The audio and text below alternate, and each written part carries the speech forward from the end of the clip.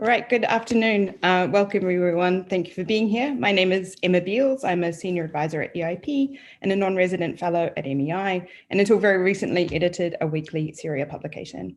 I'm very honored to be your moderator for today's event. We have a large panel of distinguished guests from Syria, from European states, and from the US, and a wonderful array of attendees from all sectors whose attendance we are so very grateful for. I'm going to take some moderator liberties right now, just very quickly, to address something that's been debated on social media about the event, which is the gender diversity of the panel. We're really grateful to the states that have provided speakers today, but just a little plea for next time. It would be so wonderful to see some gender diversity from our diplomatic friends and colleagues. Last week, we marked a decade since the beginning of the Syrian uprising. As someone who has been working on Syria for almost all of that time, it carried a lot of weight.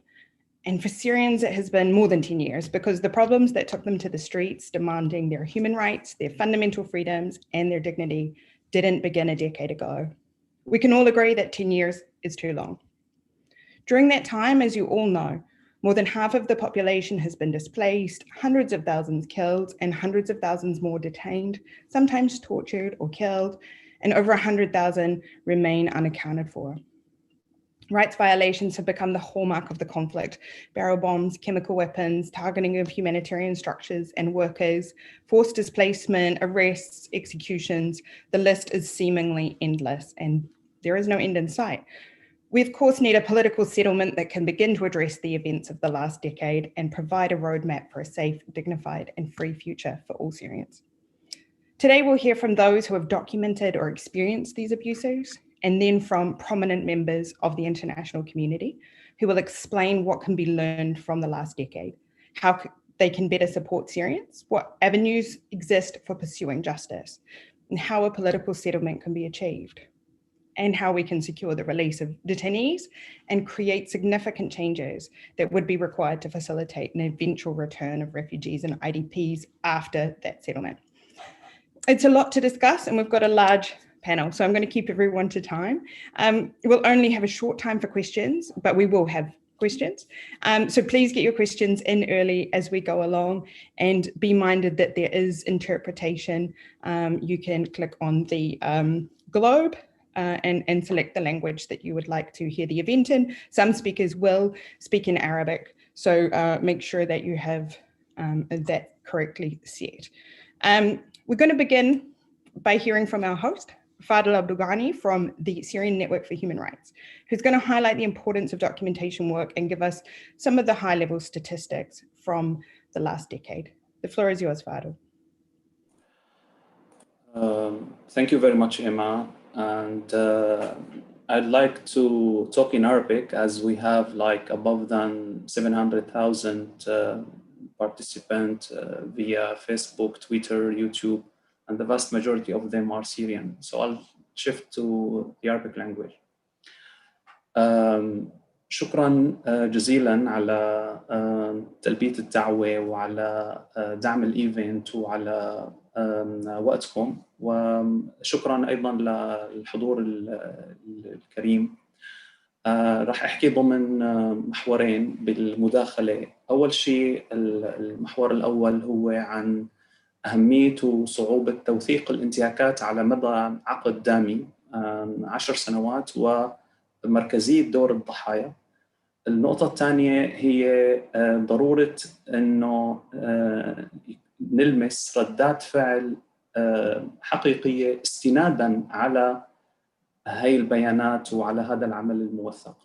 فالمحور الأول بالحقيقة العمل بتوثيق الانتهاكات بمهمة يعني بانتهاكات فظيعة، هي مهمة شاقة وصعبة، وهو عمل حساس وفي نوع من الاستنزاف النفسي للعاملين فيه، خاصة أنه طبيعة العمل نحن عم نوثق أنماط متعددة من الانتهاكات وأيضاً متابعة توثيقها، حتى الهدف هو بناء قاعدة بيانات لهي الانتهاكات.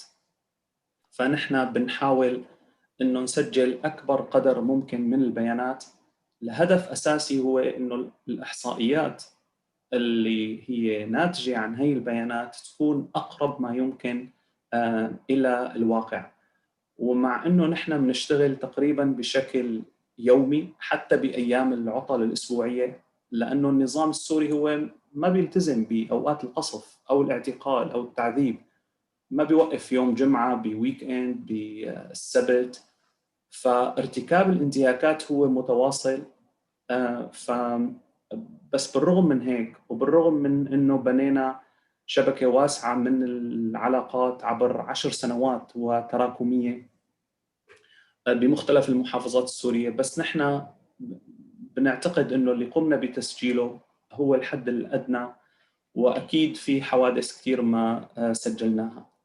فوقت بنقول على سبيل المثال بالتقرير السنوي اللي بنصدره دائما بذكرى الحراك الشعبي اللي انطلق بسوريا مطالب بالحرية والكرامة والانتقال السياسي، وقت بنقول إنه الشبكة السورية لحقوق الإنسان وثقت مقتل 227,414 مدني، وبينهم 29,557 طفل و16,104 امرأة. وأيضاً وقت بنقول إنه في حتى الآن ما لا يقل عن 145,000 أو تقريباً 150,000 معتقل، ما بين معتقل ومختفي قسرياً. أنا عمالي يعني مشان الرقم ما أقول 149,361، فهو قرابة 150,000، بيناتهم تقريباً 4,900 طفل و9,200 امرأة، وأيضاً قتل 14,500 تحت التعذيب، وسجلنا تقريباً 222 هجمة كيميائية، قرابة 500 هجمة بالذخائر العنقودية، و171 هجمة بالأسلحة الحارقة، وأيضاً قرابة 82,000 برميل متفجر ألقاها النظام السوري، وسجلنا 863 حادثة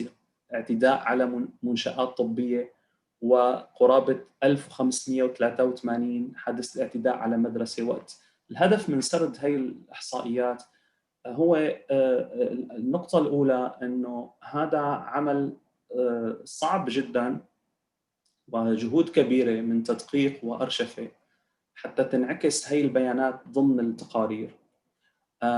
والنقطة الثانية أنه جوهر هذا العمل هو مرتكز على الضحايا وعلى الناجين. وهون أنا بحب أشير لنقطة أساسية، هو أنه أهم أسباب استمرارنا بهذا العمل هو أنه كل الزملاء بالحقيقة بالشبكة السورية لحقوق الإنسان هم ضحايا، ويعني عم يشتغلوا من أجل ضحايا آخرين. يعني أنا بحب أشير لبعض النماذج. على سبيل المثال زميلنا داني مسؤول قسم الترجمة هو ضحية قصف كيميائي على مدينته المعظمية، وهو مشرد قسريا وأخوه مختفي قسريا. يعني هذا الشخص متعرض لأنماط مركبة من الانتهاكات، وكل واحد من هاي الانتهاكات هو واسع ومنهجي وأصبح جرائم ضد الإنسانية. نور مسؤولة قسم المعتقلين هي ضحية اعتقال تعسفي وتعذيب ومشردة قسريا. سمية أيضا زميلتنا هي ملاحقة على خلفية عملها بتوثيق الانتهاكات. الدكتورة براء كذلك، وأحمد، وعندنا أحمد تاني، وأيضا ملاحقين من أكثر من طرف لأنه مناطقهم تعرضت لانتهاكات. وزميلنا الرز من دارية نهب منزله واحترق بالكامل وهو مشرد. هذا حال أغلب أعضاء الفريق، لكن أعتقد لأنهم ضحايا فعندهم شعور تجاه الضحايا الآخرين بضرورة الاستمرار بهذا العمل الشاق والمرهق. وبالحقيقة هذا حال أغلب منظمات المجتمع المدني السوري. الهدف الآخر من قاعدة البيانات فيني أرسم 3 مسارات أساسية بهذا الإطار. الأول هو يعني نحن وصلنا لهي الأرقام والإحصائيات بعد 10 سنوات، ونحن حريصين بالحقيقة لنظهر بكل التقارير المخطط التراكمي الكوميوليتيف اللي هو بيشير إنه هاي الانتهاكات هي ليست حصيلة يوم أو شهر أو أسبوع من الإفلات من العقاب، هي حصيلة حقيقة أشهر طويلة وسنوات من الإفلات من العقاب. والإفلات من العقاب ليس عن جرائم محدودة، بل عن جرائم ضد الإنسانية تشكل أغلب الانتهاكات. وبالحقيقة هذا أشار له التقرير الأول الصادر عن المفوضية السامية لحقوق الإنسان ب 15 أيلول 2011، وأشار إلى ارتكاب النظام السوري ل جرائم ضد الإنسانية بالقتل خارج نطاق القانون والتعذيب والاختفاء القسري. وأيضا التقرير الأول الصادر من لجنة التحقيق الدولية ب 23 نوفمبر 2011. وبعدين كل التقارير أشارت لهذا الأمر، لكن أنا عم بحكي إنه من بعد هدول التقريرين وهن نقاط فاصلة محورية كان المفروض استنادا لهم، وأيضا استنادا لتقارير أيضا يعني من منظمات دولية مثل منظمة العفو الدولية وأيضا Human Rights Watch. ولكن أنا عم شير حتى للمنظمات الأممية والتحقيقات اللي صدرت عنها. يفترض أنه كان الإفلات من العقاب أنه يتوقف بتلك المرحلة، ولكن نحن وصلنا نتيجة استمرار هذا الإفلات الكبير من العقاب. النقطة الثانية والمهمة بقاعدة البيانات أنه هاي توثيق الأحداث هو عبارة عن عملية تأريخ لحقيقة الشيء اللي صار بدقة وبموضوعية، حتى نحافظ على سردية الأحداث وفق تسلسلها الزمني ووفق سياقها. فهذا بيحمل كل الأطراف مسؤوليتها، بما فيها الدول، بما فيها الأمم المتحدة ومجلس الأمن، المسؤولية التاريخية والأخلاقية والقانونية. النقطة الثالثة هي بهدف أنه هاي البيانات تستخدم من قبل المنظمات الدولية الشريكة والأمم المتحدة والدول الأصدقاء بمسار العدالة الانتقالية والمحاسبة، بما في ذلك أنماط المحاسبة فرض عقوبات على مرتكبي الانتهاكات وملاحقتهم قضائياً وفضحهم أمام الرأي العام الدولي والمحلي، وبالتالي عرقلة أي دور لهم بسوريا الديمقراطية. المحور الثاني وأنا يعني راح أختم فيه هو ردات الفعل اللي كنا نحن بنأمل فيها كمدافعين عن حقوق إنسان وكموثقين إنه نشاهدها. وهذا أمر مهم لاستمرارية بعملنا، إضافة إلى الدعم اللي نحن بنتلقاه من الدول الصديقة مثل الدول الحاضرة اليوم وغيرها، ومشكورة على هذا الأمر. نحن بنريد إنه يكون في جوانب ملموسة أكثر، ونحن بالحقيقة بنقدر إنه هاي الدول عم تستخدم هذا الجهد بالتقارير، وأيضاً المنظمات الدولية عم ينعكس ببياناتها وبالتقارير الصادرة عنها. لكن نحن هدفنا بالحقيقة إنه يكون في خطوات جدية نحو إيقاف الجرائم ضد الإنسانية وجرائم الحرب، وهذا استناداً لأمرين أساسيين. الأمر الأول إنه دول العالم وافقت بقمة 2005 على مسؤولية كل دولة بحماية سكانها من الجرائم ضد الإنسانية والجرائم الدولية الأخرى. هذا بالتالي إنه الدولة لازم تمنع هاي الجرائم، وإذا فشلت هاي الدولة أو لم ترغب مثل النظام السوري، هو ليس فقط فشل بل هو المرتكب الأساسي لأغلب الانتهاكات بالنسبة العظمى أكثر من 90%، يعني بعمليات القتل والتعذيب وغيرها، هو وحلفائه الميليشيات الإيرانية وحتى القوات الروسية وبقية الأطراف كلها ارتكبت يعني بين 10 إلى 15%. وبالتالي هون في مسؤولية للمجتمع الدولي ليتدخل ويتخذ إجراءات حمائية بطريقة جماعية وحاسمة، وهذا اللي لازم نفكر فيه بعد مرور 10 سنوات. وهذا أيضاً مستند على وفق المادة واحد مشتركة من اتفاقيات جنيف. دول العالم لازم تحترم الاتفاقيات وتطبقها وأيضا تضمن احترامها. والنظام السوري انتهك اتفاقيات جنيف بشكل فظيع ومنهجي، وحتى القانون الدولي على مدى 10 سنوات.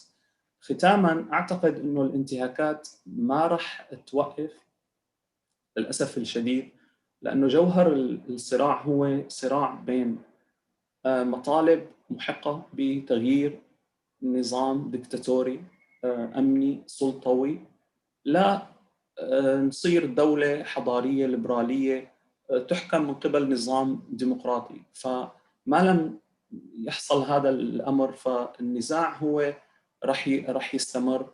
ونحن استبشرنا بالحقيقة بالخطوات اللي صارت مؤخراً نحو إنهاء النزاع الليبي، وبنأمل إنه يكون في جهود وخطوات نحو إنهاء النزاع اليمني والسوري.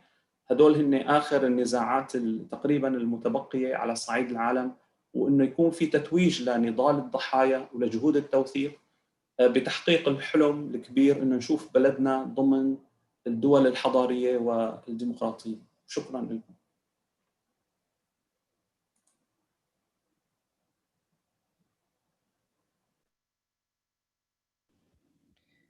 Thank you, Fadil, some important context there. And thank you to your team as well, who you talked a little bit about, for all of their work over the last decade.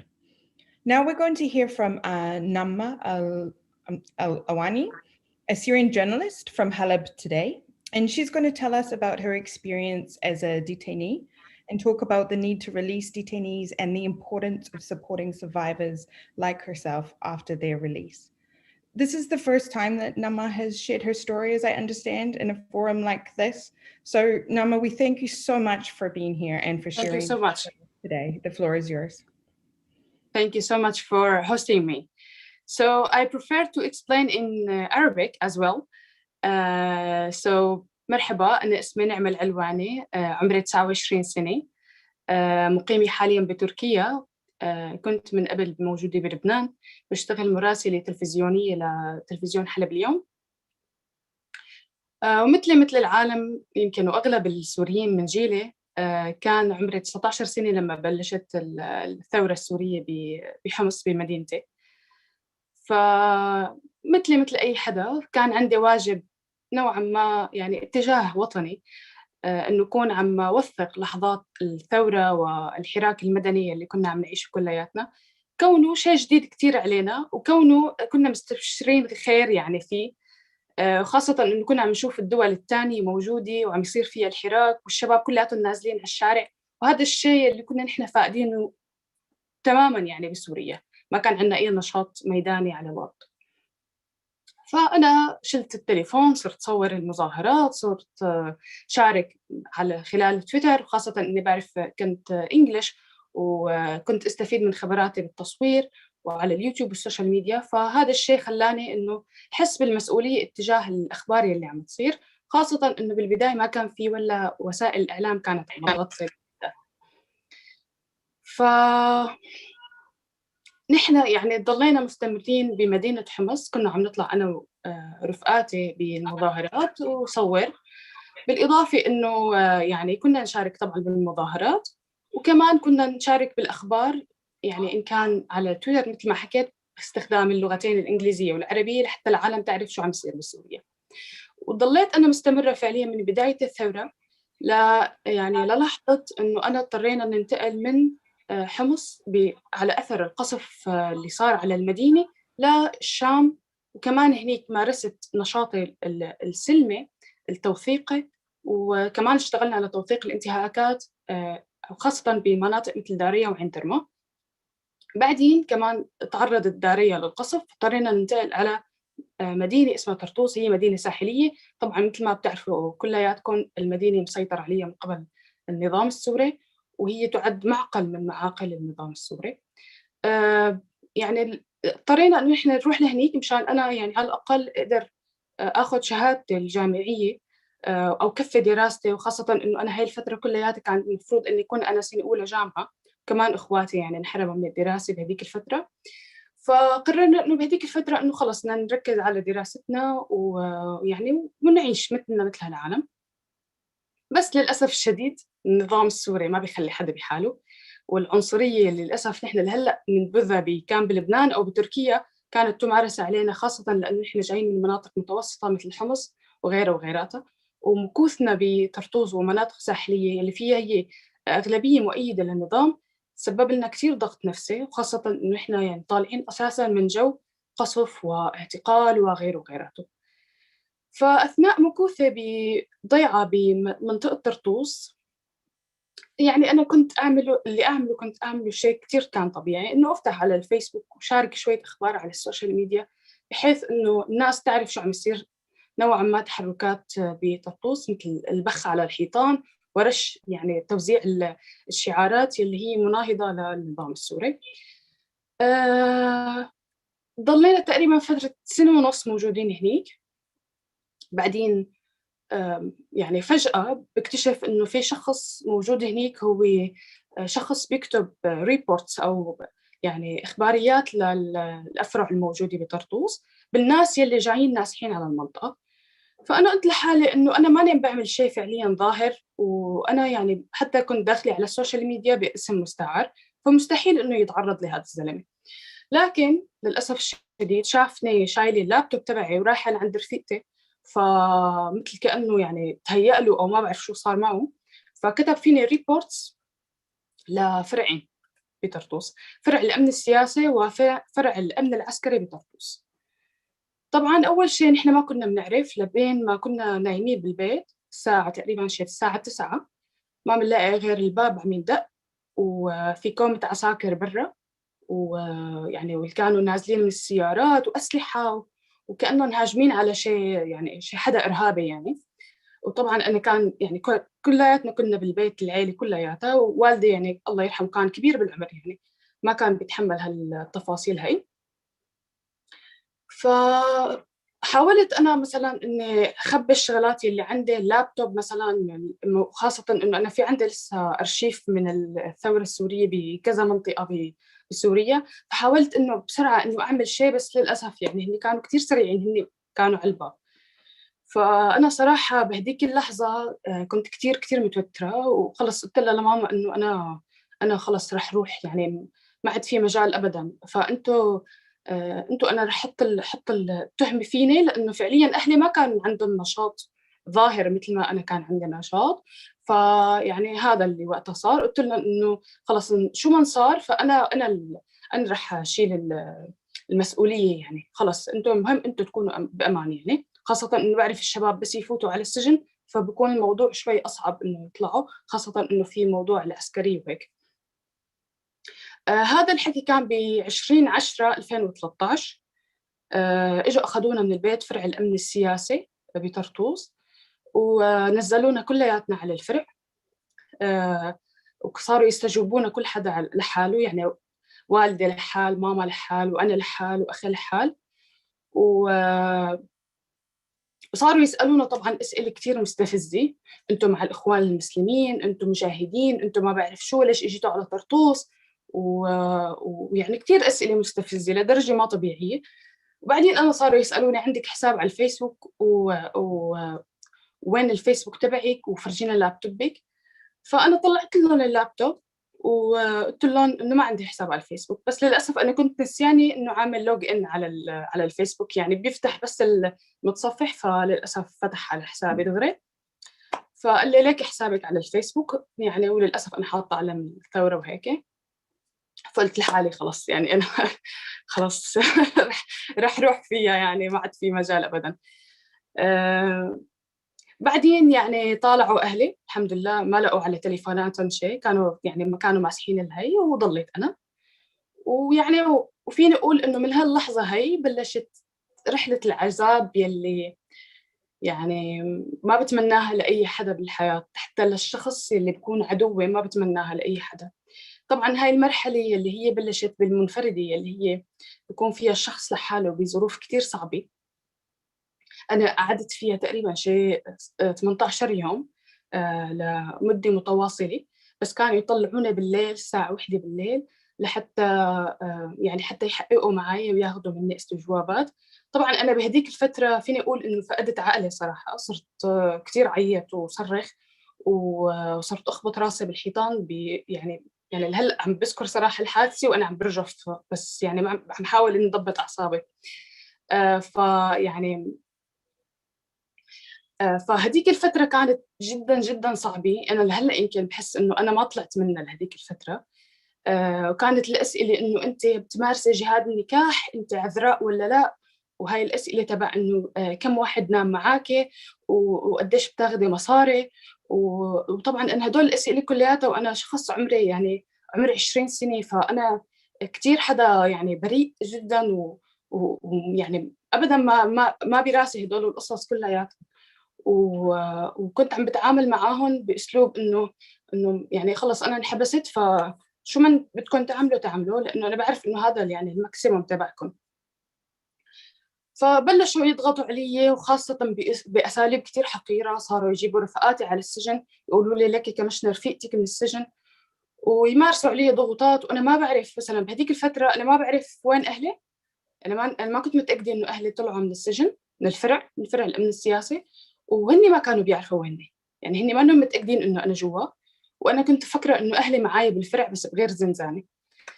فهذا كلياته كان يعمل لي قلق. صرت شوف كوابيس إنه ماما يعني صاروا شو اسمه يقتلوها، وكل وقت أنا ضل عم أصرخ وعيط لحتى بس إنه أتأكد إنه يا رب هذا الحكي ما يكون صحيح.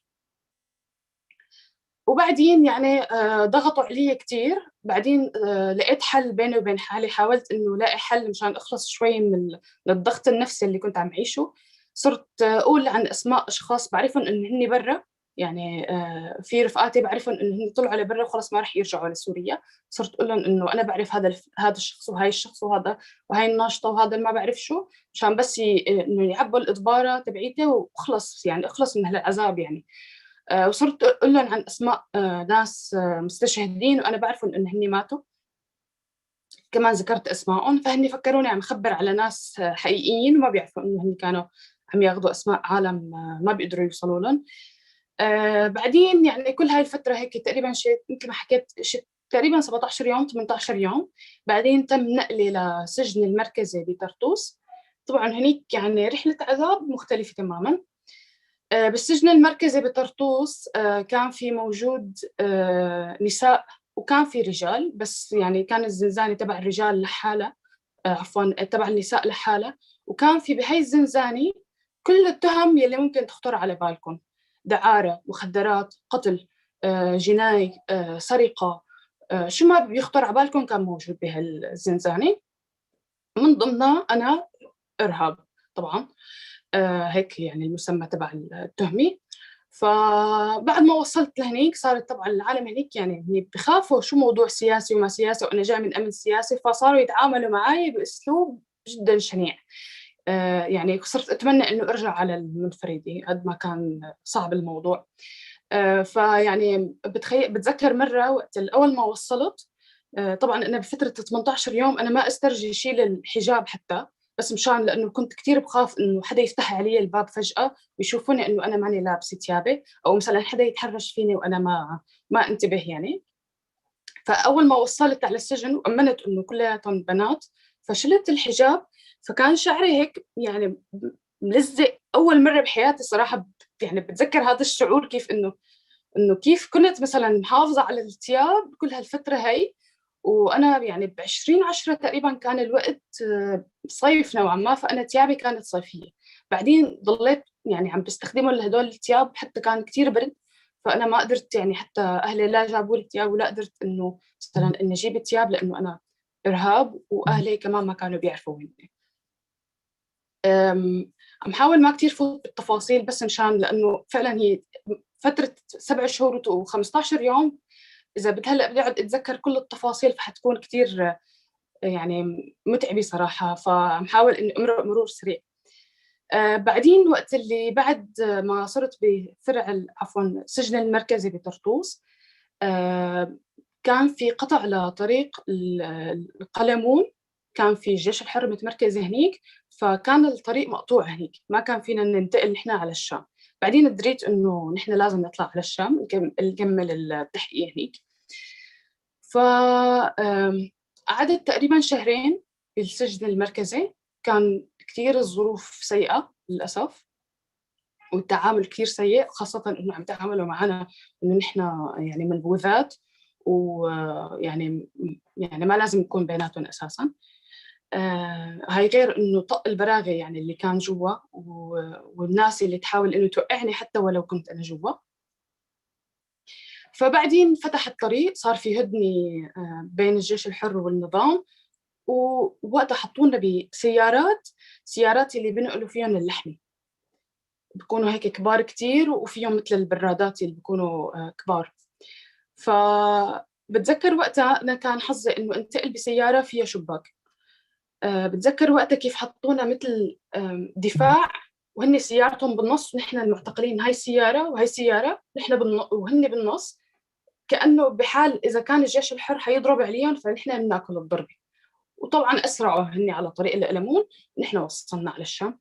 طبعاً أنا رايحة على فرع الأمن السياسي بالشام، وأنا ما بعرف إنه أنا بعدها هل رح موت ولا شو حيصير فيني، ولا عندي أي فكرة شو رح يصير، ولا عندي أي تطلع إنه مثلاً أنا رح ضل عايش. خلص أنا مستسلمة على الآخر، أنا رح موت على أكيد يعني.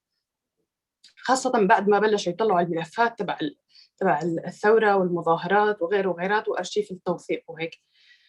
فوصلت على فرع الأمن السياسي بالفيحاء بالشام. طبعاً هناك كان الاستقبال جداً مميز. بلشوا يعيطوا علينا وحطوا لنا هو بالأساس كان في كلبشات، فحطوا لنا جنزير كامل يعني بين النازلين من السيارة، ونزلنا. نزلوا راسكم، نزلنا راسنا كلياتنا. وأنا ما بعرف صراحة يعني، كان كتير الدنيا برد، وما بعرف خلص إنه شو رح يصير هلأ. أنا هون في شغلة صارت معي يعني، هي فينا نقول إنه حظ، إنه كان اللابتوب يلي موجود عليه القصص يلي بتخص الثورة كان متأخر بالنقلة، يعني كان أنا وصلت قبل اللابتوب تبعي على الفرع. فهني اضطروا بلحظة ما إنهم يكتفوا بالإضبارة اللي وصلت معي وبأقوالي أنا. فطبعاً رجعوا نكشوا الإضبارة من أول وجديد. كانت الإضبارة 11 صفحة يعني كاتبين فيها من قلبهم. بعدين رجعوا مثلاً صاروا يسألونا إنه أنت نقلتي أغذية، ما نقلتي أسلحة على ريف دمشق، أنت ما بعرف شو، ليش شاركتي بالثورة، ليش شاركتي بالمظاهرات، أنت كان عم يدفع لك حدا مصاري. يعني هدول الأسئلة اللي لا بد منهم. طبعاً بوجودي بالفرع كنا نسمع عالم عم تنقتل، عالم عم تنضرب، نشوف العالم كيف هي مشبوحة يعني، مرفوعة هيك فوق بالجنزير. مثلا عالم شالحة بالزلط بالكريدورات، وهني بيطلعوا فينا، هني خيفانين علينا يعني. كانوا رجال إلى هلأ ما بنسى نظرتهم. يعني منظرهم جدا كان يعني، نحن خيفانين عليهم إنه هني موجودين هون بهالظروف، وهني خيفانين علينا نحن بنات شو جابنا لهون، خاصة إنه إحنا كنا كثير صغار يعني. ف يعني بهديك الفترة كمان أنا قعدت أنا بالمنفردة تقريبا شي 10 أيام. وهون أهلي ما بيعرفوا عني شيء أبداً، ولا أنا ما بعرف عنهم أي شيء بالحياة. ما بعرف إني وين صاروا وين راحوا وشو عملوا وشو سووا، ما بعرف. بعدين يعني بقلب الزنزانة بقلب المنفردة تحت، يعني صرت أسمع الصريخ. وصاروا مثلا مرة كنت حاطة إذني على الشباك، فسمعت واحد عم يلاقوا معه مسبحة عاملة من حب الزيتون. ففتح الباب عليه بسرعة العسكري، وقال له إنه يفرطه ويعذب الزميل تبعه يلي بقلب الزنزان. يعني واحد يعذب الثاني، المساجين يعذبوا بعضهم بقلب هي الحبة الباز عفوا الزيتون، بطريقة ما فيني أحكيها للأسف يعني شو بعمل. فنحن وقت بتذكر هدول التفاصيل بحس إنه شلون أنا أساساً طلعت يعني وتركت هدول العالم لساتهم موجودين. كمان سمعت في شخص هناك كان من اللاذقية، هو كمان كان من أنا sorry do I have time؟ معنا دقيقتين كمان، نعم خذي وقتك تمام. دقيقتين كمان. تمام. لأنه في أسئلة بعدها ممكن. تمام. هلا نوصل بالنسبة لهي الرحلة كلياتها، يعني حكيت لكم قديش بشاعتها. التقلت على سجن عذراء، بسجن عذراء نزلت على القاضي حط لي إيقاف، فرجعت مرة تانية على سجن عذراء. هون أنا صرت متهمة بالتحريض على الإرهاب.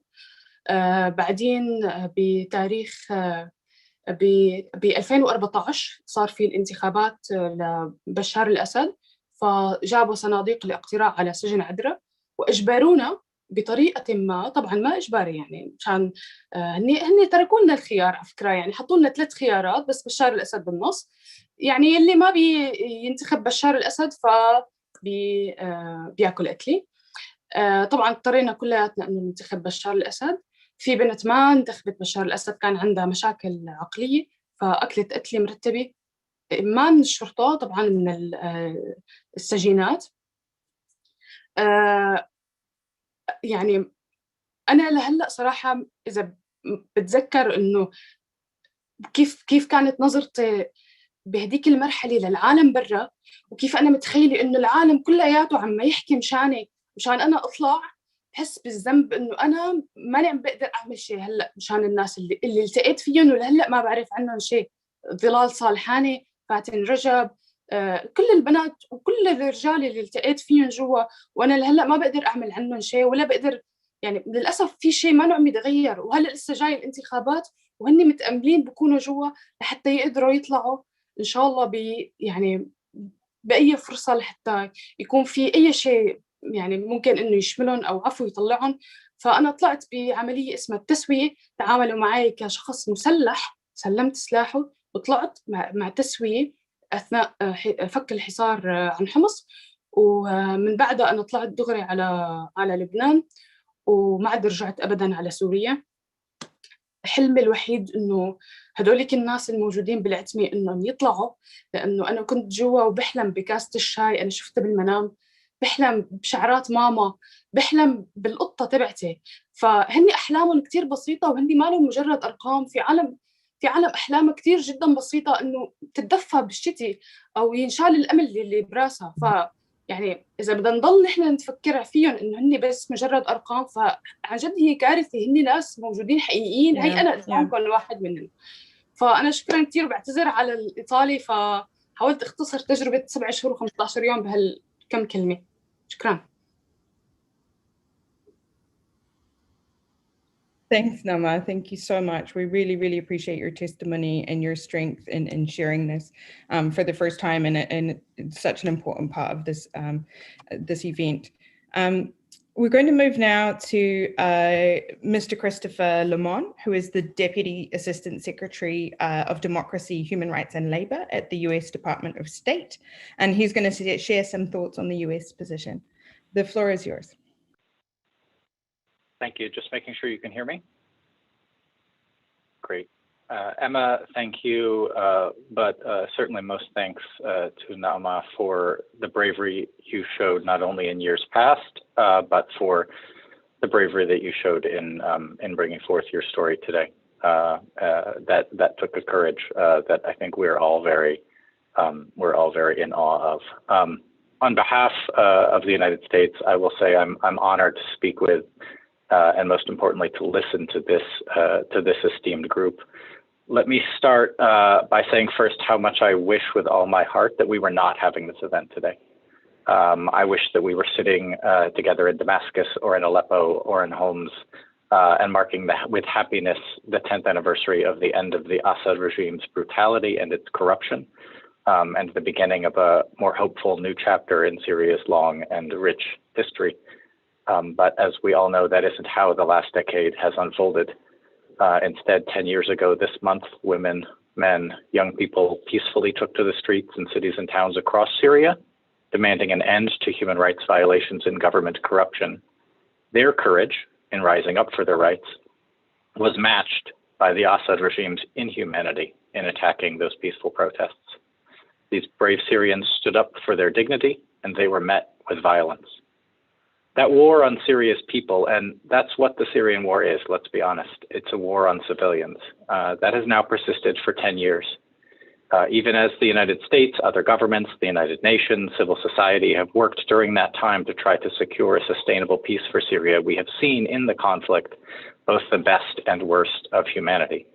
The best of humanity we have seen in Syrian human rights defenders who have risked their own lives to protect the rights of civilians suffering through the conflict. We have seen it in the selfless rescuers of the Syrian civil defense, the white helmets, who run towards bombardments that, by all accounts, any person should run from, and they save innocent lives. They too often lose their own lives in the process. We have seen the best in humanity in journalists like Naama, like Emma, who have helped share Syrian stories around the world.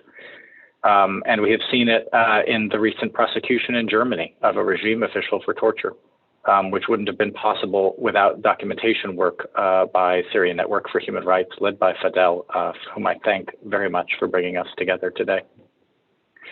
The worst of humanity we have seen as well. It has shown itself in the Assad regime's brutality as it wages unrestricted warfare against anyone who dares to speak or to stand against it. Chemical weapons, barrel bombs, Russian airstrikes from the sky, tanks and snipers on the ground, arbitrary detention, torture, disappearances of hundreds of thousands of Syrians, with many of these acts amounting to war crimes and crimes against humanity. 13 million people have been displaced from their homes. That's roughly the entire population of Los Angeles, or perhaps more relevantly, Moscow.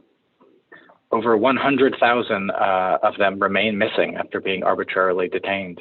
And I think one of the points I'd like to make is how much we must have to reject the lie that the Assad regime has put out, that the conflict in Syria has been one between a legitimate state and radical armed actors. The truth is that the conflict in Syria has always been rooted in the Assad regime's unrelenting campaign of violence against Syria's people in response to their legitimate calls for reform and for change. So as we meet today to mark 10 years since the uprising, 10 years of horrific war endured by the Syrian people, let us remember and honor the Syrians who showed us the best of humanity. And we can gather here to reflect on their courage, to commit ourselves to support their work and their sacrifices in pursuit of universal human rights, and to advance justice and accountability for the violations and abuses they have endured in that struggle from the worst of humanity. For our part, the Biden administration will remain committed to standing with Syrian survivors of the Assad regime's atrocities. We're working to promote accountability and to make progress toward the political resolution set out in UN Security Council 2254. But for peace to be sustainable in Syria, accountability and respect for human rights must be at the forefront of efforts toward a political solution. And to make progress towards sustainable peace in Syria, one thing is clear. The Assad regime must end its inhumane military campaign, it must meaningfully participate in the political process, and it must provide information on the more than 100,000 Syrians who remain missing after being unjustly detained. Sadly, this number of detainees and of disappeared Syrians continues to grow as the regime arbitrarily detains individuals returning to areas under government control, including where reconciliation agreements supposedly protect returnees. Regime detainees are held in squalid, overcrowded cells with limited medical care, which puts them in grave danger of a COVID-19 outbreak and makes their immediate release all the more urgent. The United States has heard over and over from Syrians that addressing the plight of these detainees must remain at the forefront of the international community's effort to mitigate Syrian suffering. And for our part, we will continue to emphasize the need for these individuals to be released, as our ambassador, Thomas Greenfield, did in the UN Security Council just last week. The US has strongly supported the creation and the work of the UN Commission of Inquiry on Syria, whose recent report documented irrefutably the torture, rape, and other inhumane treatment and violence that detainees have endured. And we've urged UN Syria envoy Peterson to further strengthen his efforts to secure the release of detainees, and will continue to work with him to do so, including by increasing engagement with detainees' families and with former detainees themselves. Even as the United States backs efforts to secure the release of these detainees, we will continue our support as well for humanitarian assistance to reach Syrians in need. We know that cross-line assistance delivered from Damascus to areas outside of the regime's control does not reach all those in need. And that's why we're working multilaterally to strengthen and to expand cross-border assistance, which is essential to the delivery of medicine, including COVID-19 vaccines, as well as food and other life-saving aid. Beyond humanitarian assistance, economic recovery and reconstruction in Syria will only take place with the cooperation of the international community and in the context of a Syrian-led, UN-facilitated political process. The United States has and will continue to use the Caesar Act as an economic tool to advocate for human rights and to limit the ability of Assad and his benefactors to profit from the ongoing conflict and from reconstruction, and their ability to seize property from Syrians who've been forced to flee.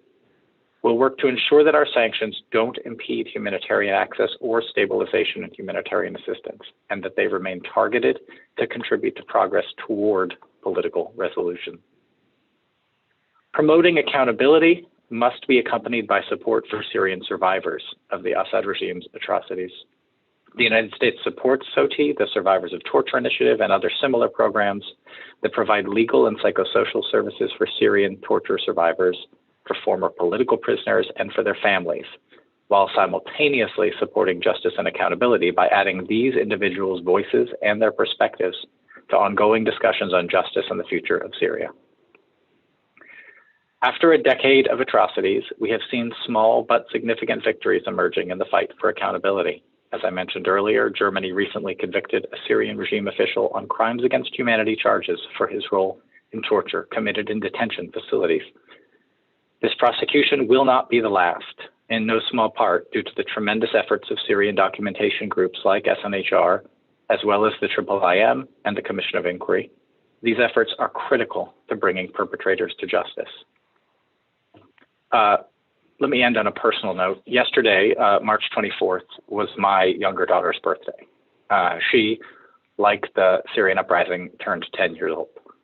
10 years seems like very young. It seems like a short time until we stop to think of her imaginary twin sister of a girl born somewhere in Syria on that same day in March 2011 as my daughter was. That girl, that girl has never lived a day of her life with our country at peace. More likely than not, she's been displaced from her home probably multiple times. She's had family members detained or maimed or killed. She's known hunger. She's known sickness. She's seen and she has heard and she has lived things that no 10-year-old child should ever have to see or hear or live.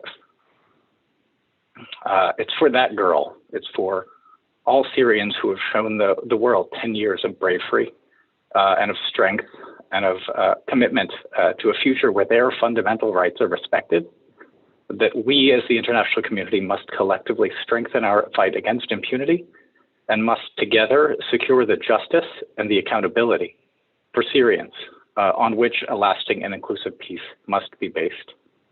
In that struggle, let me commit today that the United States will continue to be a steadfast partner for the brave Syrians who continue to stand up for their rights and for their dignity. Thank you for the opportunity today to honor and to stand with them in that struggle. Thank you, Christopher. I think we can all see that you are standing with Syrians and that you take these issues, very personally and are feeling them very deeply. So thank you for those remarks. We'll turn now to the Special Envoy for the Netherlands, Emiel de Bont. The floor is yours. Well, thank you, Emma. Can you hear me all right? Okay, wonderful. Well, dear Fadel and Emma, thank you very much for hosting this session. I will not be speaking for very long. Essentially, I can echo every single word just uttered by Christopher Lemon. But I think more important, even after once more hearing of what Syrians have experienced as a people and each one individually, what Naama called her journey of agony. I think I feel that my position is one of great humility. Now, I've been actively engaged with the Syria conflict since its outbreak in March 2011. By the way, yesterday was Christopher's daughter's birthday. Today is my youngest daughter's 21st birthday. And for the past 10 years, this is something that we have been talking about, I think, every single day. So since August 2019, in this capacity as special envoy, and during that time, I've participated in many such meetings as this. And it is exactly as Christopher just said, I wish we wouldn't have had the need for these sessions anymore. Increasingly difficult to come up with the right opening phrases. For diplomats, it's customary to say it is my pleasure or it is a privilege to be speaking with you, but I feel neither pleasure nor privilege. Those really are awkward terms to use in the context of this conflict, which I've begun to liken somewhat to Europe's 30 years war between 1618 and 1648, which began with internal revolts, then pitting Catholics against Protestants, and it soon spread across the continent and basically exposed what was already a crumbling international order. So Syria, in my mind, stands for something similar in the 21st century, and it poses, I think, searing questions about the underlying norms of international law. Now, one basic fundamental is that nation states do not interfere in the domestic affairs of one another, unless so clearly mandated by the Security Council. Now, this is essentially the argument behind which some members of the Security Council hide.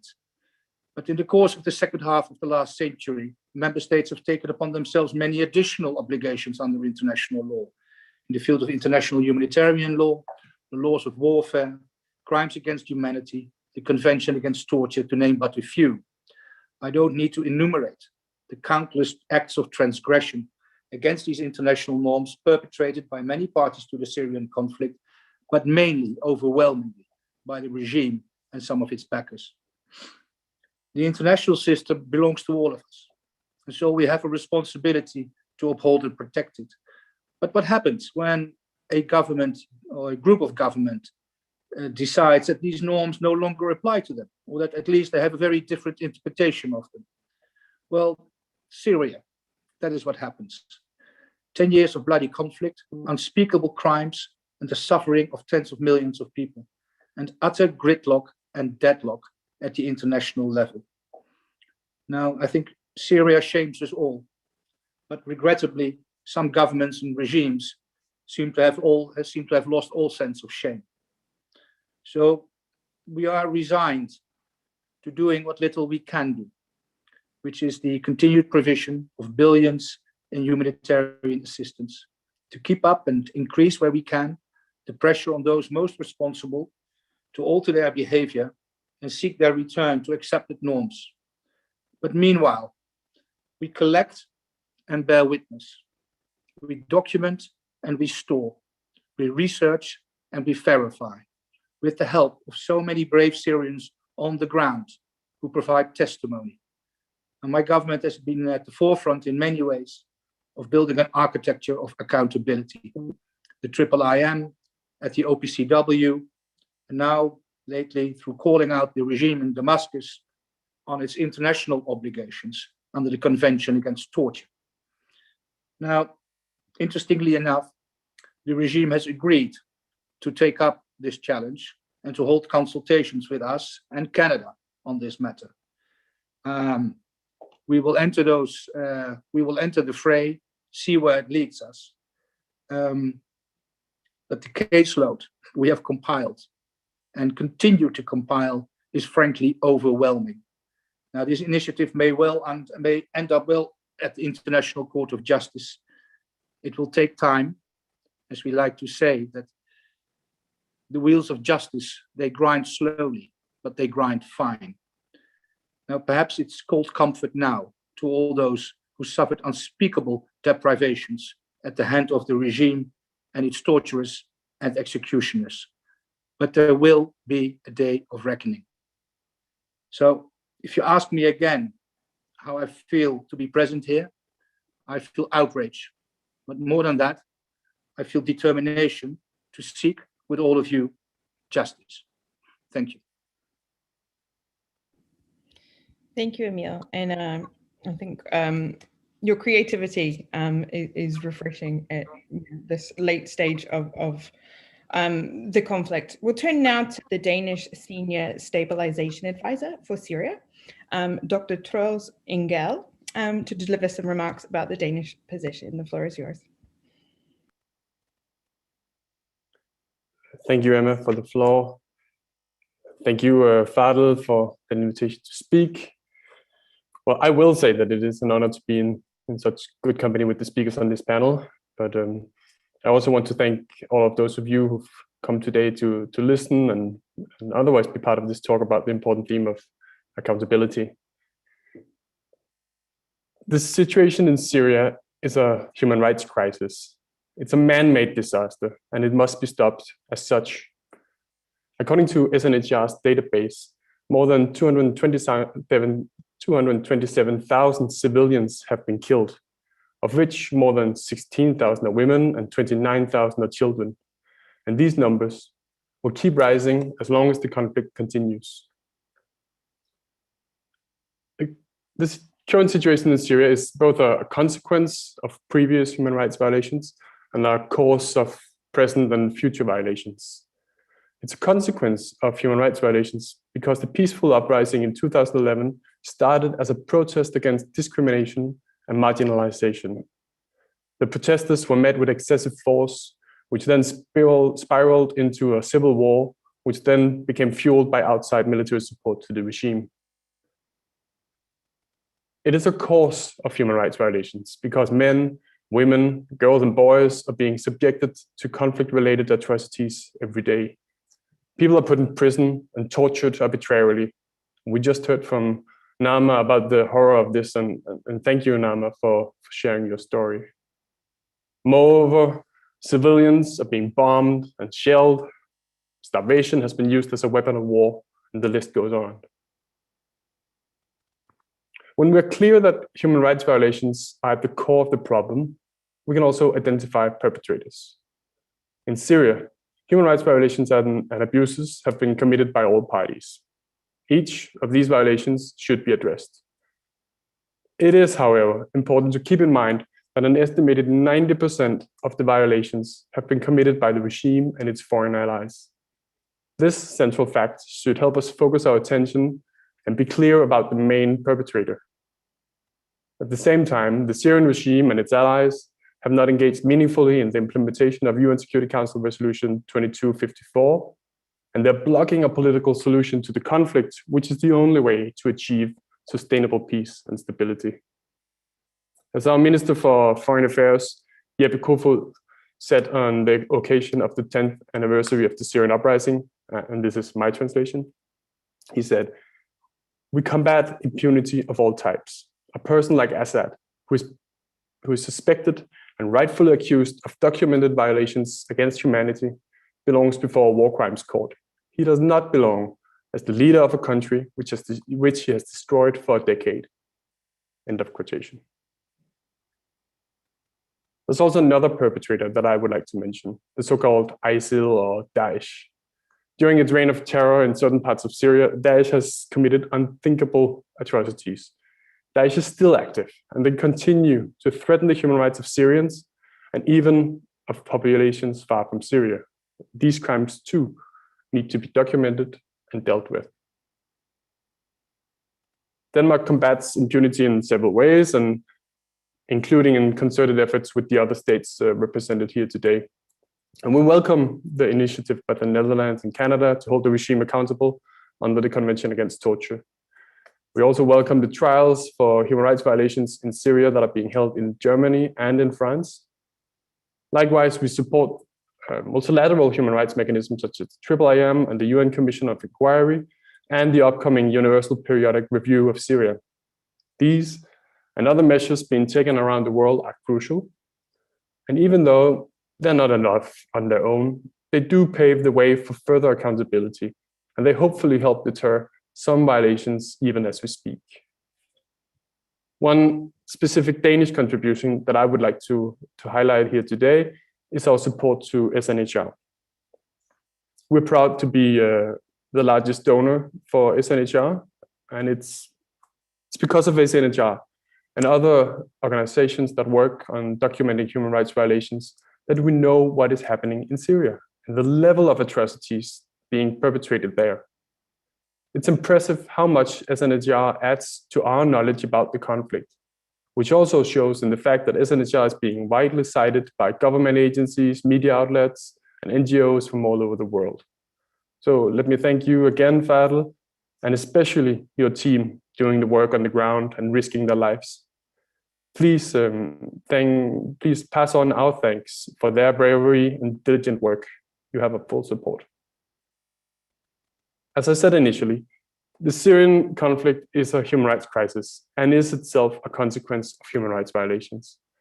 When we insist on justice for the violations committed in Syria, it's not only a retributive act of holding the perpetrators accountable, it is also a necessary step towards reconciliation. Truth and justice are core elements to a sustainable political solution to end the suffering of the Syrian people. Human rights work, therefore, not only addresses the current crisis, but hopefully also helps prevent the next. Thank you for your attention, and back over to you, Emma. Thank you so much for your remarks. We'll turn now to Antoine Alhéritière, the Deputy Consul General, Syria's advisor. I'm from the French Ministry of Foreign Affairs. The floor is yours. Thank you, Emma. Ladies and gentlemen, dear panelists, first I would like to thank the Syrian Network for Human Rights and Fadel Abdulghani for convening this event. I would also like to thank Naama El Awani for her very brave testimony. And I think this event is also an illustration of the invaluable work of the civil society organizations. 10 years ago, peaceful protests began throughout Syria, and I would like to remember and pay tribute to the courage of the people who protested for freedom, for dignity, for justice, and the demands remain unchanged today. Since then, a horrific number of violations, abuses of human rights, of which the Syrian regime bears the primary responsibility, have caused enormous human suffering. The scale of these violations is unmatched in recent history and has been a characteristic of the Assad rule in the country. These crimes must not go unpunished.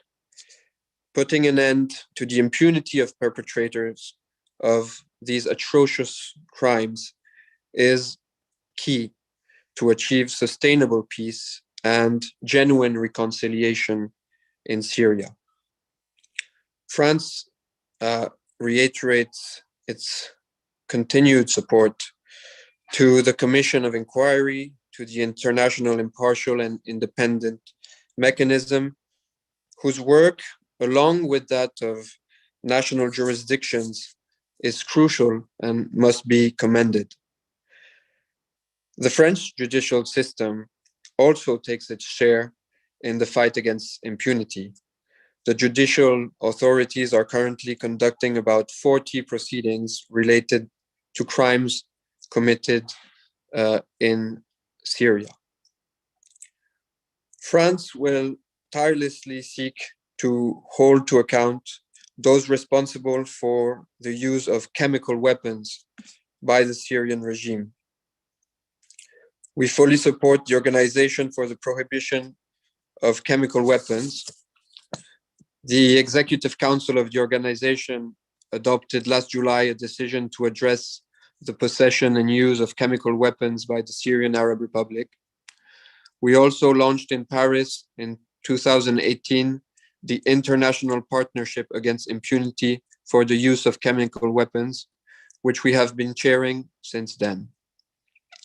On the 1st of March 2021, survivors of a chemical attack in Syria have filed a complaint before a French court of justice against Syrian regime officials for crimes against humanity. And these mechanisms, these initiatives, they rely heavily on the work and courage of Syrian NGOs and Syrian citizens who gather evidence, who testify, and very often risk their lives in the process. And I would like to praise these valuable efforts. To conclude, I would just like to stress that only a credible and inclusive Syrian-led political process facilitated by the United Nations in accordance with all elements of Resolution 2254, which remains our roadmap, will put an end to the Syrian conflict and to the Syrian people's suffering. Thank you for your attention. Thank you so much, and thank you to all of our diplomatic representatives for your excellent remarks. We really appreciate that. We're going to turn quickly to Kristyan Benedict from Amnesty International for some remarks about the accountability space more generally. Thank you, Fadil. Thank you, Emma. Thank you, our colleagues who have spoken, and the Syrian Network for Human Rights, and especially Nama, who gave that really searing testimony. It is difficult to give such testimony, so really appreciate you doing that today. I don't want to repeat the points that have been made. The points have been made really well by our colleagues. So, and I know we're running out of time, so I'm going to rattle through some of these points.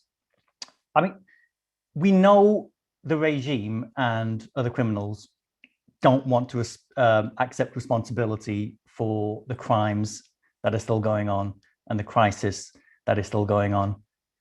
We also know there has been a significant lack of adequate punishment for these crimes.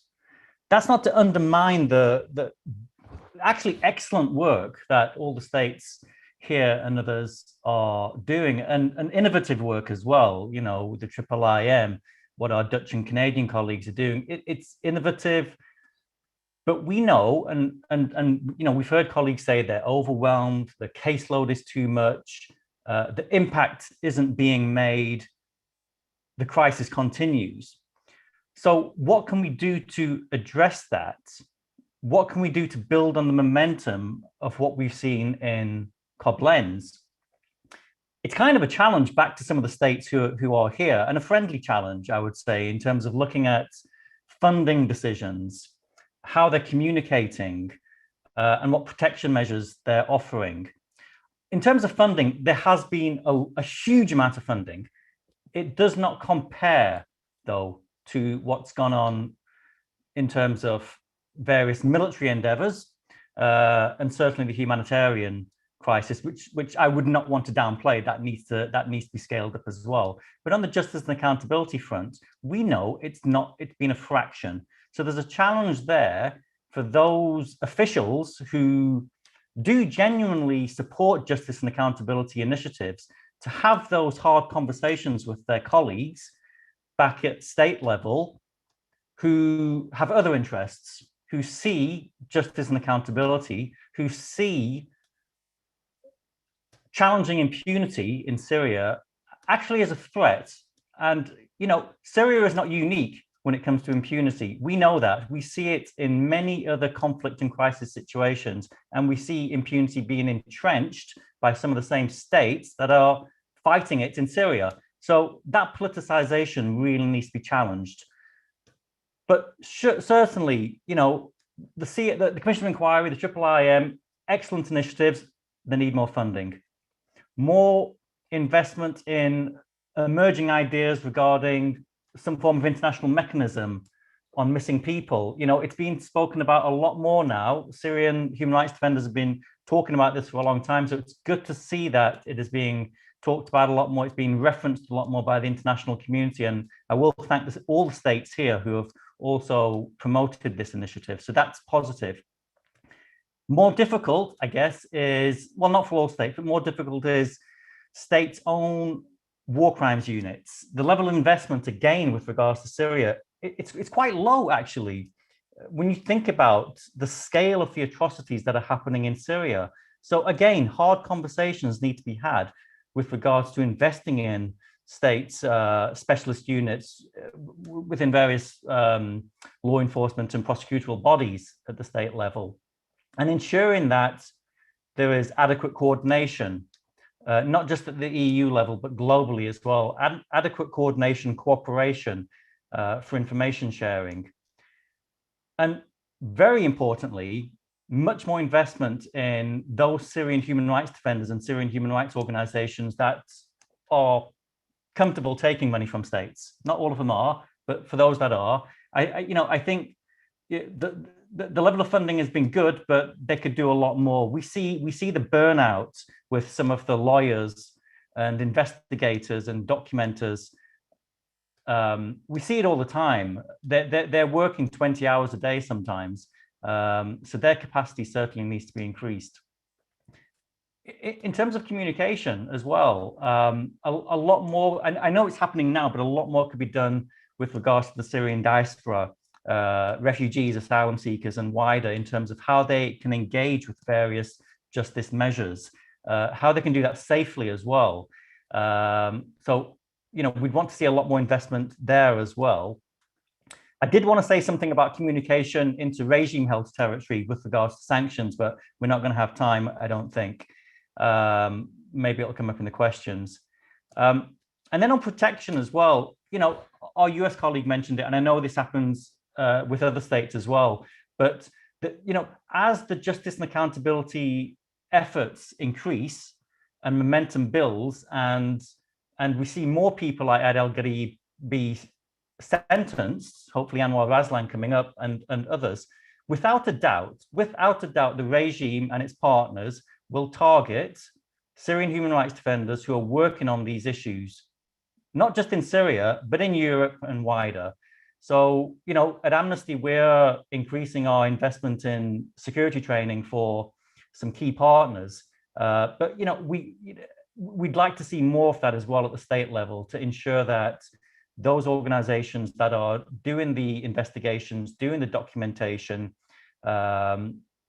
finding witnesses, etc., are protected, because the risks and the threats are certainly increasing against them. And we saw that with Koblenz. We saw witnesses being intimidated by the regime or its proxies. So, I would really want to emphasize those areas in the small amount of time we have. If other areas come up in the Q&A, I'll be happy to take those, but I'll try and cut my time to 5 or 6 minutes, Emma. Thank you, Kristyan. We've got 15 minutes and we've already got a lot of questions. So what I'm going to do is sort of consolidate the questions that we have and direct them to individual panelists. And once we get through these, I'll read all of them out now. We can probably have a very quick roundup. So we have a question for Fadl. As a Syrian and a human rights defender, shouldn't you be asking your fellow panelists to end sanctions regimes against Syria? We have a couple of questions for Troels about the Danish decision to withdraw protection from around 100 Syrian refugees in Denmark, and how that marries with the Danish position on what's happening inside of Syria. We had a question about the need for improved human rights and respect for people's rights in all territories of Syria, particularly the northeast. Perhaps we could, Mr. Lemon, you could perhaps take that one. Emiel, do you want to take the question about whether we can have a peace process that doesn't include accountability, or is that critical for any agreement? And then, to our French colleague, perhaps you could take the question on, we had a question about the attack on the deconflicted Atareb hospital this week, and whether we will see any accountability for this, because it's obviously the continuation of a pattern. Perhaps if we go in the order that I asked the questions, and we can just flick from one to one. Fadl, do you want to start? Yeah, sure. بالحقيقة العقوبات اللي انفرضت هي مرتبطة نتيجة الانتهاكات واللي وصلت لجرائم ضد الإنسانية وجرائم حرب، وهذا شيء طبيعي. يعني هذا بالقانون الدولي نظام بيرتكب عقوبات، يرتكب انتهاكات فتفرض عليه عقوبات، وهذا حتى بموجب ميثاق الأمم المتحدة. وللأسف أن الأمم المتحدة ما فرضت عقوبات على النظام، وهذا بيورجينا مدى الخلل وأيضا مدى فشل مجلس الأمن بمعالجة الوضع بسوريا. فأخذت على عاتقها الدول يعني ما هو الحل أمام انتهاكات وصلت لجرائم ضد الإنسانية بالقتل والتعذيب والتشريد القسري وما إلى ذلك لردع النظام. فالعقوبات هي إحدى الأدوات وهي مرتبطة بالانتهاكات. بشار الأسد هو المرتكب الأساسي وهو السلطة بالدولة. إذا وقف الانتهاكات وانخرط ب يعني هو بإيده رفع العقوبات، إذا انخرط وقف الانتهاكات، وحتى قانون قيصر حط 4 شروط يعني هي من ونفس الشيء، يعني هي العقوبات مرتبطة بالانتهاكات. لكن نحن بشار الأسد والنظام السوري هو بده يوقف العقوبات، وهذا اللي بتطالب فيه روسيا، وبنفس الوقت هو مستمر بارتكاب الجرائم ضد الإنسانية وجرائم الحرب. إذا وقف الانتهاكات ويعني آثارها، يعني أطلق سراح المعتقلين، وما بس وقف الاعتقال وكشف عن المختفين قسريا، وانخرط بمسار سياسي وفق قرار مجلس الأمن 2254. ويعني العقوبات هي بكل تأكيد يعني بنطالب نحن برفعها، وهي بأيد النظام السوري بالحقيقة. يعني هو بيده رفع العقوبات، وهذا نحن مطلب رح نوجهه ضمن رسالة رح تتوقع انه نقول له للنظام السوري يعني ارفع العقوبات عبر وقف الانتهاكات. وانه ما بتوقع يعني العقوبات حتى ضمن ترتيبها بالاثر على الاقتصاد السوري هي بتجي ترتيب 6 أو 7. بيجي اول شيء الفساد بالنظام والمافيات والسرقات وصرف مقدرات الدوله على الاجهزه الامنيه وعلى الحرب، تشريد 13 مليون سوري. يعني بيجي ترتيب العقوبات بمرحلة متدنية بالأثر على المجتمع السوري.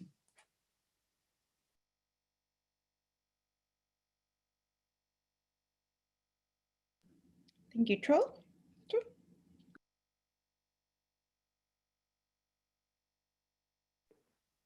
Thank you, and thank you for the questions. I can't speak for the immigration authorities in Denmark, but something that's important to note on this question about the returning people is that there have been no people returned. Nobody has been forced to go back to Syria, and one of the main issues that is important to us is to not normalize relations with the Syrian regime, and that is of course part of why we don't work with the regime to send anybody back. So I'm afraid that's all I can say on that. But since I have the microphone, I'll just briefly say something on an important point that Kristyan made about the human rights defenders, and because I very much agree that the threat against human rights defenders, and Fadel talked about how basically all of his staff are a victim of human rights violations, is something that is very concerning, and all reprisals against human rights defenders should definitely be prevented or addressed. And we are working on a strategy to try and have a better response to that globally. So definitely with you on that one, and many other points, but that's the one I wanted to raise now. Thank you.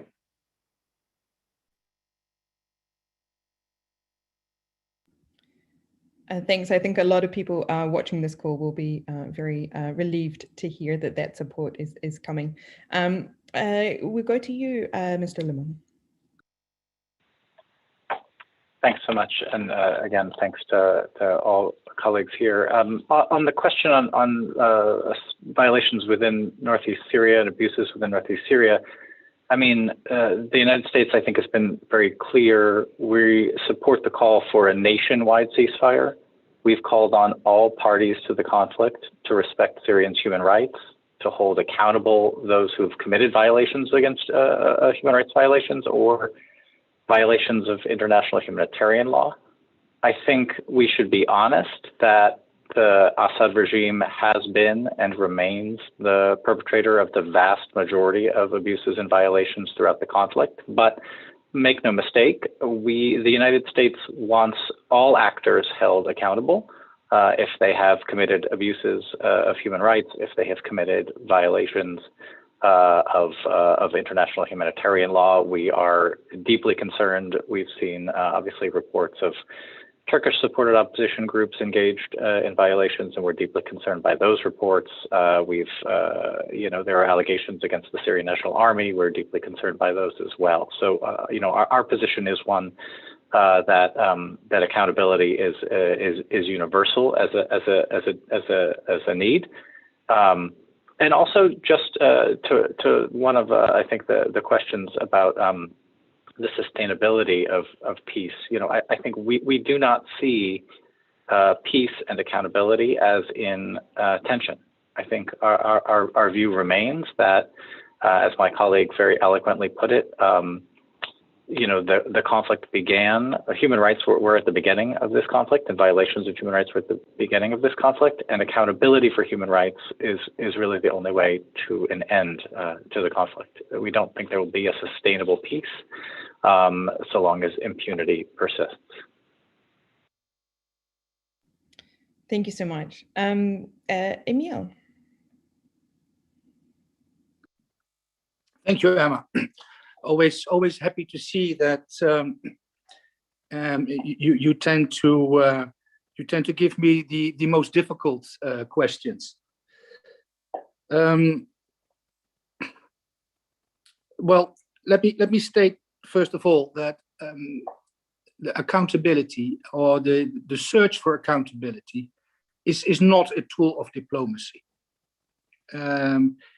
It is a political and social prerequisite in any effort to rebuild peace. Peace is not simply the absence of war. It is the presence of justice. The absence of which, I think, was the very reason why this revolution began in the first place. So I think it's important to bear that in mind, and so hopefully at some point the Syrians, with or without outside help, will enter into a more serious engagement on a political process, and part of that process will have to be the search for accountability, reconciliation, and justice. Too much has happened in Syria. I don't see how anybody is going to trade off the search for accountability and the need for justice against some shady political deal. That will not resolve. That will not resolve anything. So in the meantime, we have an obligation, as I said in my introductory remarks, to document and to verify, and we'll see where that will lead us. Thank you for that very eloquent summary of that question. I thought that was very, very powerful. Antoine. Yes, thank you, Emma. On behalf of France, of course, I would like to condemn in the strongest terms the attack on Al-Tareb hospital in northwestern Syria last Sunday. I'd also like to offer our condolences to the families and loved ones of the victims, and reaffirm the obligation to ensure the protection of health personnel and of infrastructure under international humanitarian law. And we call for the light to be shed on those responsible for this attack, which has been once again committed in flagrant violation of international humanitarian law. And again, reaffirm our support to the fight against impunity for these serious violation of international humanitarian law. Thanks, Antoine. Kristyan, because you had a short intervention, you can choose which question you would like to address. I mean, I think our colleagues at state level have wrapped up the justice track, I think, really well. I mean, that point on sanctions, that does come up a lot. And I do wonder, and again, going back to that theme around communication, whether our friends in the US and in the EU could be doing more to communicate into regime-held territory, however they do that with key influential figures, media outlets, social media, and other places, why the sanctions are there and how they are to be removed. I mean, we all know that, you know, at a level when you're reading legislation and policy and statements from the EU or the State Department, you're seeing all that, but that's not mainstream communication. That's not communication that's necessarily getting into regime-held territory. Certainly at the regime's level, they know because they're being told all the time, but they still have this make-believe pretense that the deprivation, the de-development that you're seeing in the country is all down to sanctions. It's nothing to do with corruption. It's nothing to do with mismanagement. It's nothing to do with decades of impunity or an unwillingness to engaging any form of negotiation in any good faith. They're not going to say that. So it is the responsibility of states who have these targeted sanctions to really communicate much more wider and clearer, especially into regime territory, about why they're there. And I know there's many layers after that in terms of, okay, what sort of pressure that will build and the safety issues for people. But getting that narrative embedded, getting that truth embedded is really, really crucial, I think, because there's a lot of misinformation floating around about why those are in place.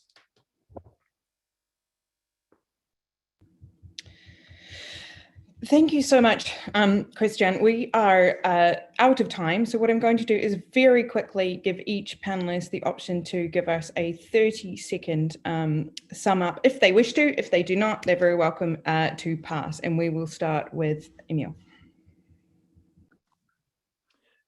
Just maybe a quick word on the whole thing about sanctions. I mean, I agree entirely with Kristyan that we need to do a better job in communicating on this. But at the same time, an economy runs on a tapestry of trust.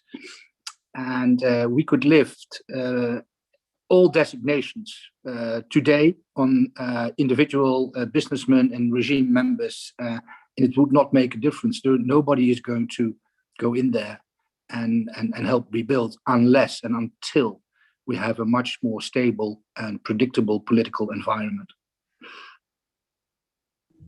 Christopher. Maybe just to close, since we're sort of here at the invitation of our human rights documentation partners, and Kristyan, I think, identified a very worrying trend that we see of overseas targeting of human rights defenders. Just to reiterate, this is something that the Secretary of State has spoken about recently, obviously, that the Biden administration has announced a new sanctions tool for targeting this.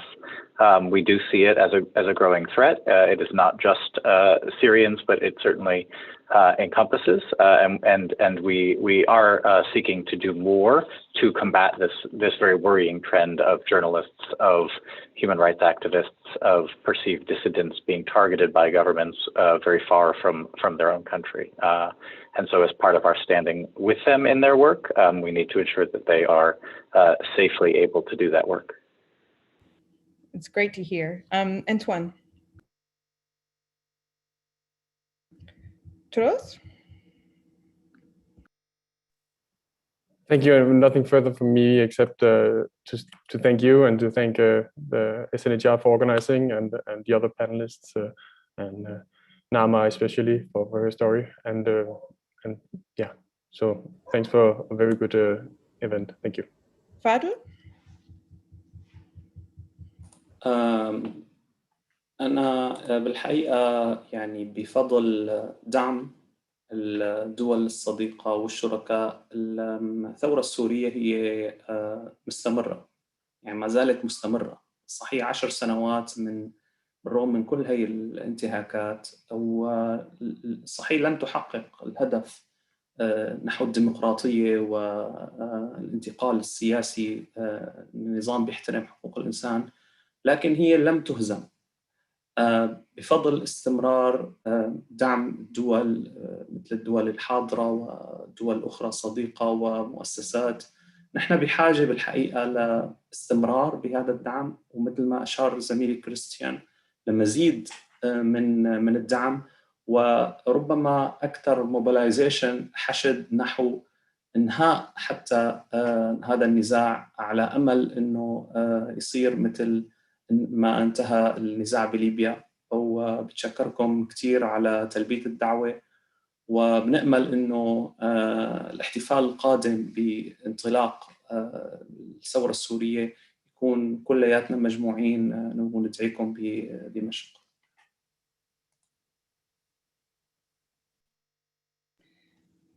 Thank you. And I wanted to give the final word to Nama, but she seems to have dropped off the call. And so I just wanted to...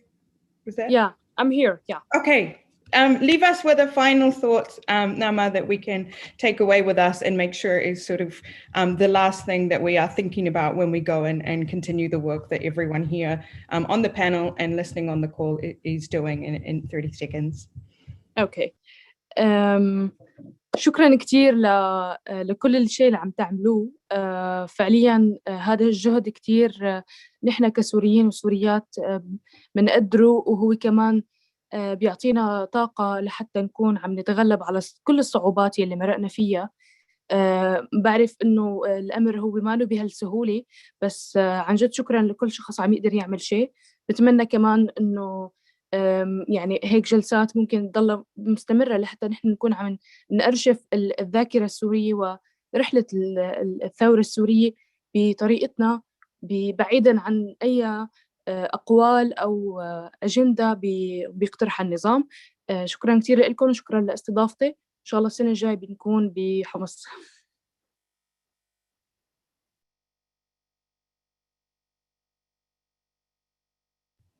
Thank you so much, everyone. Thanks to our panelists. Thank you to our audience. And thank you very much. That's the end of the event.